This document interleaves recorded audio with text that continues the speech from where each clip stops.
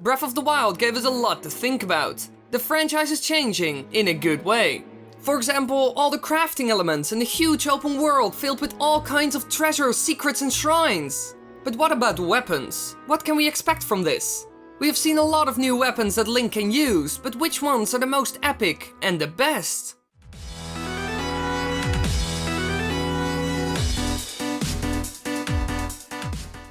Number 5. I've always been a big fan of axes in video games. They look so brutal and are usually really strong against shields and armor. Now in Breath of the Wild we have also seen axes, but so far they are only used for gathering materials like wood. The woodcutter's axe is the tool of choice for felling trees. Its formidable weight and uneven balance make it a slow, inefficient weapon. Which is a real shame since it looks really cool, and axes have some really good abilities in Breath of the Wild. They can knock shields out of enemies' hands in one hit. But can we also expect any battle axes in the game? Well, we have also seen ordinary tool versions of other weapons like the spear, which has the pitchfork.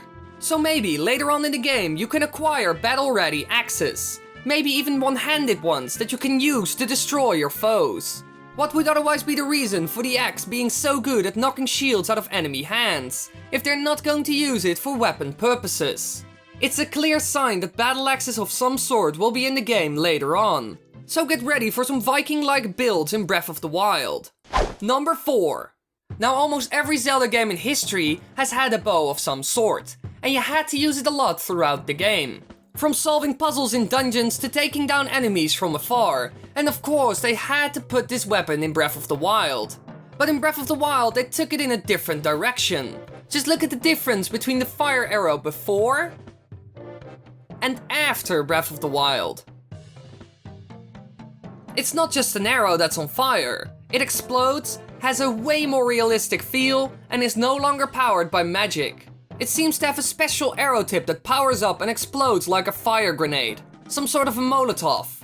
That's what I like a lot about the new arrows. They look way more realistic and the special effects on the explosion are way better than the previous Zelda games.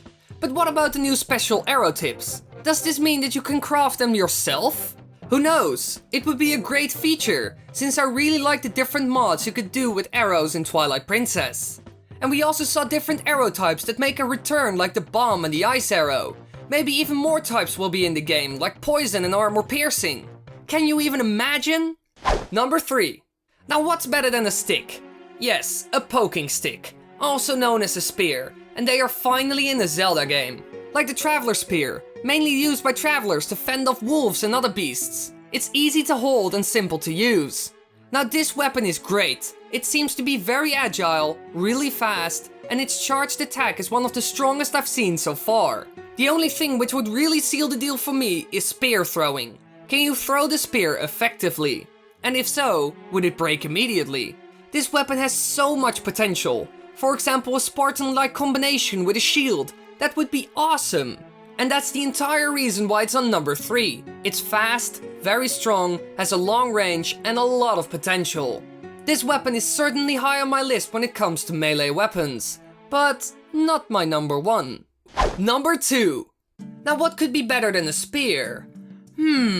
Something with good range, power, maybe some added bonus. A two-handed sword, also known as a Traveler's Claymore.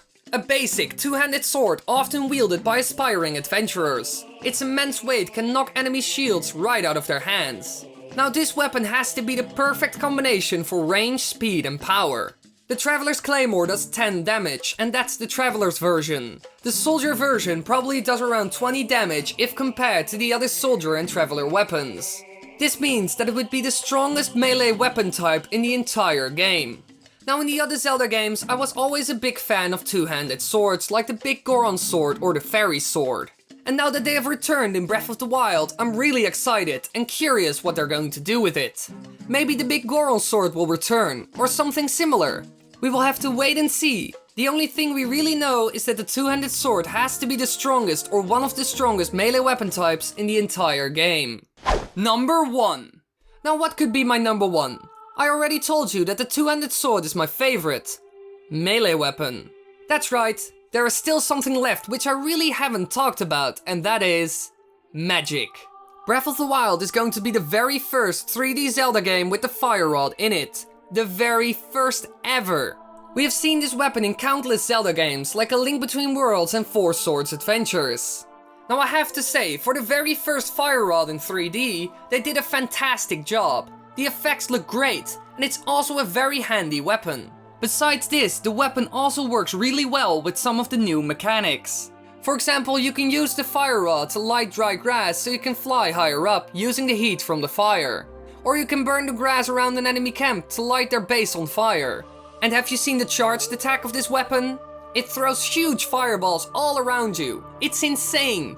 And that's why this strong, badass, multi-tool weapon is the true #1. Thanks for watching, everybody. I hope you enjoyed.